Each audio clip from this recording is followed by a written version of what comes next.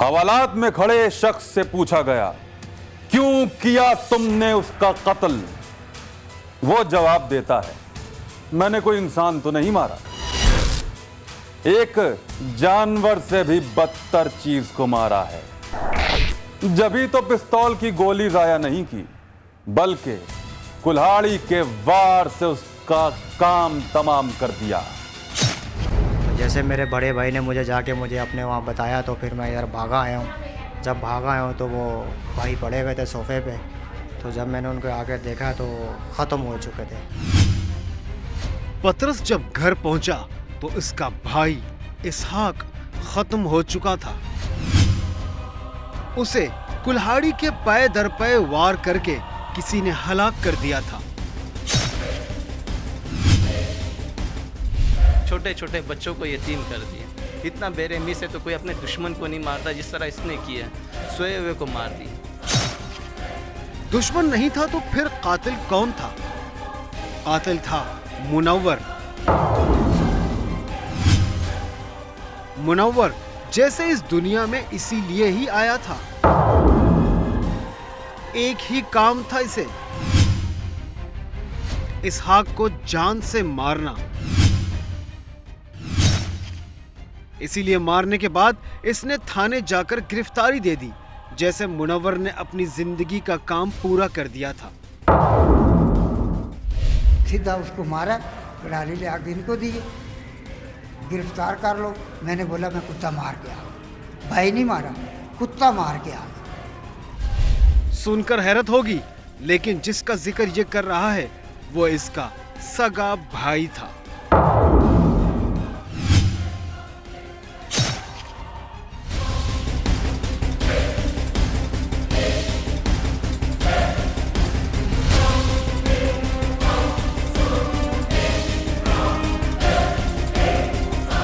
एक शख्स ने अपने सगे भाई को गोली से नहीं, कुल्हाड़ी से मारा। नफरत की इंतहा कर दी।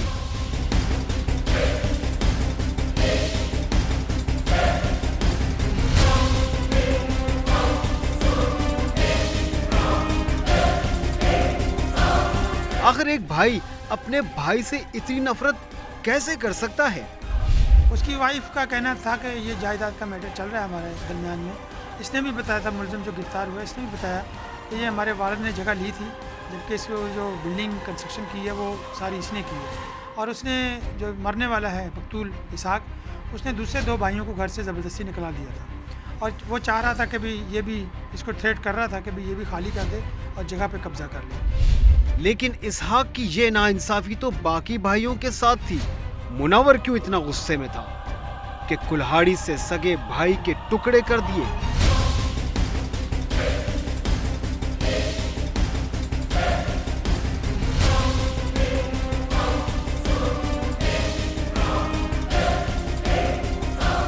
दरअसल मसला एक और भी था, और वो था बड़ा ही नाजुक मसला, लड़की का मसला, मुनव्वर की बेटी का मसला। मुनव्वर की जवान बेटी महविश एक ब्यूटी पार्लर में काम करती थी, जो इसहाक को बिल्कुल भी पसंद न था, क्योंकि इसहाक के दोस्त उसे ताने देते थे कि तुम्हारी भतीजी का किरदार मशकूक है, और इसहाक को दोस्तों की ये बातें बर्दाश्त से बाहर होती जा रही थी। इसने मुनव्वर से कहा कि अपनी लड़की को घर बिठा दे, लेकिन मुनव्वर ने इसकी बात पर कान न धरा। लेकिन मुल्जिम के मुताबिक बात इतनी सादा न थी। इसहाक बहुत आगे बढ़ चुका था। वो घर खाली करवाने के लिए कत्ल की धमकियां तो देता ही था, अब इसने महविश को आते जाते बुरा भला कहना शुरू कर दिया, और एक रोज उसने सारी हदें पार कर दी। पहले बहुत ही गलीज जबान इस्तेमाल की, जो महविश बर्दाश्त न कर पाई, और घर आकर अपने बाप को बता दिया।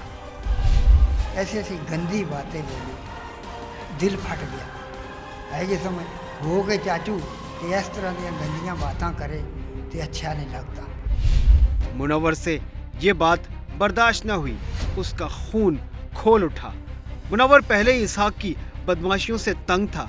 बेटी की इज्जत पर जब बात आई तो भाई के लिए आंखों में खून उतर आया। मुनव्वर कुल्हाड़ी लेकर इसहाक के घर पहुंचा।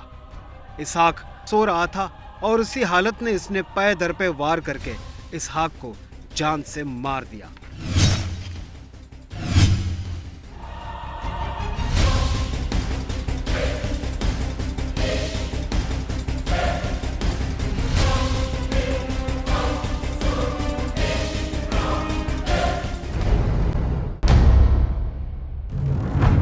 हमारे मुल्क में पिछले 10 सालों में सैकड़ों जानें दहशतगर्दी के नतीजे में जाया हो गई, लेकिन अभी तक यह तय ही नहीं हुआ कि इस मामले से निपटा कैसे जाए। कुछ लोग हैं जो अपनी सी कोशिश कर रहे हैं, लेकिन उनके पास मुनासिब वसाइल नहीं। जंग तो लड़ रहे हैं पर हथियार नहीं।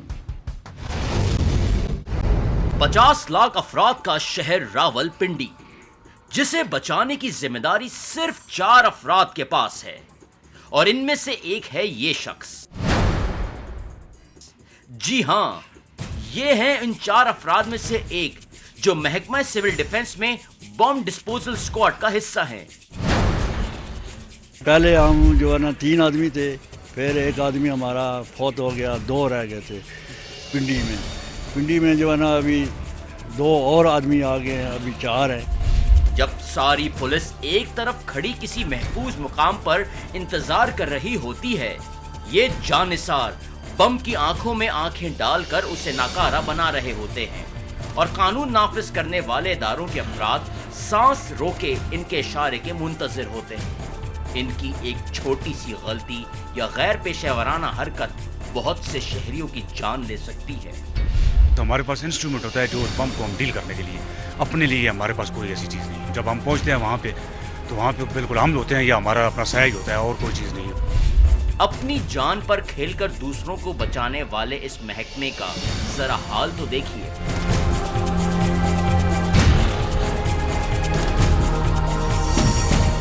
लेकिन इस हालत को देखकर लगता है जैसे ये जगह खुद एक बम धमाके का शिकार हो चुकी है। इस कबाड़ के अलावा इनके पास 2 गाड़ियां हैं जो इस्तेमाल के काबिल हैं, और इन्हीं गाड़ियों के जरिए ये अफराद शहर भर को बम धमाकों से महफूज रखने की कोशिश करते हैं। लेकिन इस महकमे का सिर्फ यही एक काम नहीं, इसके अलावा भी ये बड़े कारआमद हैं। अवाम के साथ ये खवास को भी यानी VIPs को भी हिफाजत फराहम करते हैं। VIP ड्यूटियाँ भी जो होती हैं वो भी हम करते हैं।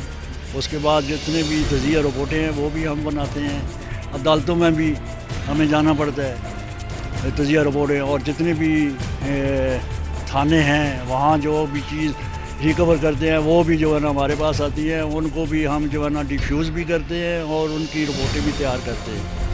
यानी इस पूरी जगह जहां VIPs को कयाम करना होगा या गुजरना होगा, ये उस जगह को चेक करके क्लियर करते हैं।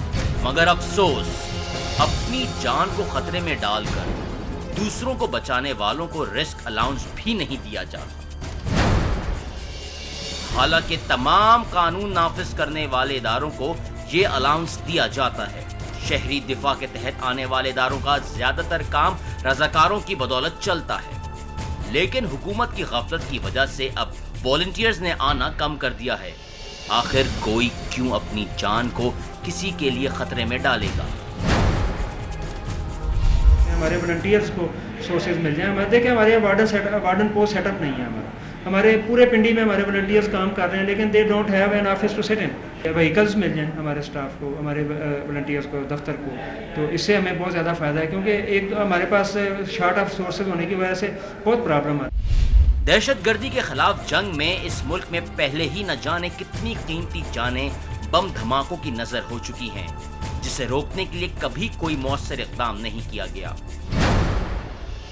कम से कम जो लोग ये काम ईमानदारी से कर रहे हैं, उनको सहूलतें तो मुनासिब मुहैया की जाएं, क्योंकि बम डिस्पोजल स्क्वाड का ये हाल देखकर यकीन हो जाता है कि हुकूमत अवाम की तहफ़्फ़ुज़ और सिक्योरिटी को कभी भी अहम तरजीहात में शामिल नहीं करेगी।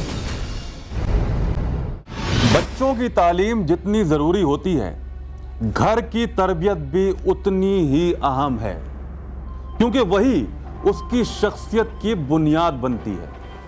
लेकिन जब बच्चा जवान हो जाए तो बहुत एहतियात करनी पड़ती है, क्योंकि वो बहुत ताकतवर हो चुका होता है। उसे आग से खेलने से कोई रोक नहीं सकता, कोई नहीं। कहते हैं जंगली घोड़े को सुधारना आसान है, लेकिन वालिदैन के लिए अपनी ही नौजवान औलाद को संभालना बहुत मुश्किल। चाहे बच्चों की तरबियत में जितने ही पापड़ बेल लिए जाएं, मुआशरती नाहमवारियों और दूसरे अवामिल नौजवानों के रवैयों पर असरअंदाज होते ही हैं, जिससे पैदा होती है अदम बर्दाश्त। फिर कोई उसे नफ्सियाती मसला बोलता है, कोई मुआशरती, तो कोई उसे मजहब से दूरी। फैसलाबाद के इस घर में भी ऐसा ही एक नौजवान रहता था, 16 बरस का मोहम्मद बाकिर। वो घर वालों को बताए बगैर दोस्तों के साथ मरी घूमने चला गया। घर वाले ढूंढते रहे, परेशान रहे, लेकिन बाकिर का कोई अता पता नहीं मिला। आखिर 4 रोज बाद वो वापस घर लौटा। जब घर वालों को मालूम हुआ कि वो मरी घूमने गया था, तो भाई और वालिद ने उसे बहुत डांटा, उसे एहसास दिलाया कि उसने बहुत गलत किया है और आइंदा ऐसी गलती ना करे। आइंदा बगैर बताए वो इतनी दूर कभी नहीं जाएगा। आखिर वालिद और बड़े भाई का यही फर्ज होता है, लेकिन बाकिर ने साबित किया कि वो इतना दूर नहीं गया, वो तो पास ही था। अब जाएगा दूर, अब बताएगा उनको कि दूर होता क्या है, और फिर वो चला गया बहुत दूर।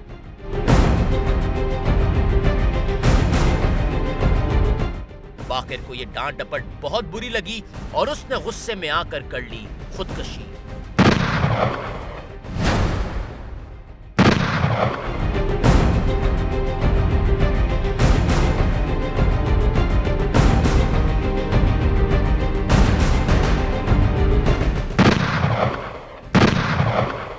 बाकिर को भाई और बाप की डांट इतनी बुरी लगी कि अपने कमरे में जाकर उसने 30 बोर के पिस्तौल से अपने सीने में गोली उतार ली और वहीं जाँ बहक हो गया। ਉਹਦੇ ਭਰਾਵਾਂ ਨੇ ਪੁੱਛਿਆ ਵੀ ਤੂੰ ਯਾਰ ਵਾਲਿਦ ਸਾਹਿਬ ਦੇ ਨਾਲ ਕੰਮ ਕਰਾ ਲਿਆ ਕਰ ਤੇ ਤੂੰ ਬਈ ਅਵਾਰਾ ਜੀ ਫਿਰਦਾ ਰਹਿਣਾ। ਤੇ ਇਹਨੇ ਚੁੱਪ ਕਰਕੇ ਇੱਥੇ ਪੌੜੀਆਂ ਦੇ ਵਿੱਚ ਹੀ ਕਹਿੰਦੇ ਖੜਾ ਸੀ। ਇੱਥੋਂ ਹੀ ਪਤਾ ਨਹੀਂ ਕਿੱਥੋਂ ਉਹਨੇ ਰਿਵਾਲਵਰ ਲਿਆਂਦਾ ਆ। ਉਹਨੇ ਪਤਾ ਨਹੀਂ ਇੱਦਾਂ ਕਰਦੇ ਕਰਦੇ ਫਾਇਰ ਕੱਢਿਆ, ਬੁਲਟ ਭਰਿਆ ਸੀ ਅੱਗੇ, ਇੱਥੇ ਰੱਖਿਆ, ਫਾਇਰ ਮਾਰਿਆ। ਮੈਂ ਤੇ ਜਦ ਚੀਕ ਝਾੜਾ ਪਿਆ ਤੇ ਮੈਂ ਨੱਸਾਂ ਤਾਂ ਨਹੀਂ ਤੇ अपनी लत्तां रह गई थे। मैं तो बड़ा भाई इंतहाई सदमे में है। उसे यकीन नहीं आ रहा कि उसका छोटा भाई ऐसा कर सकता है।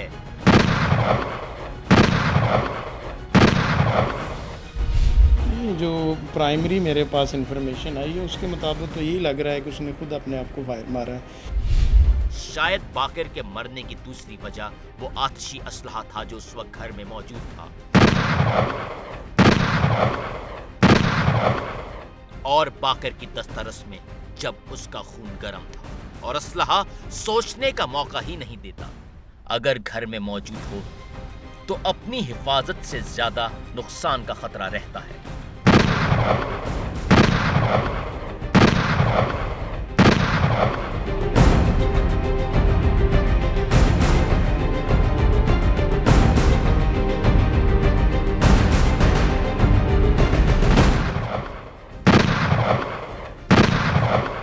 इस नौजवान नस्ल को एक बात अच्छी तरह समझना होगी कि बड़ों की तंबी और डांट छोटों के भले और बेहतरी के लिए ही होती है।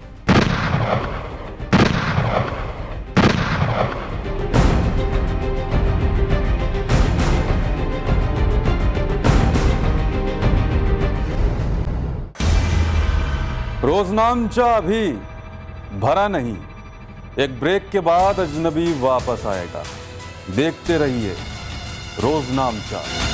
ब्रेक के बाद देखिए, रमजान के महीने का फायदा उठाते जराइम पेशा अफराद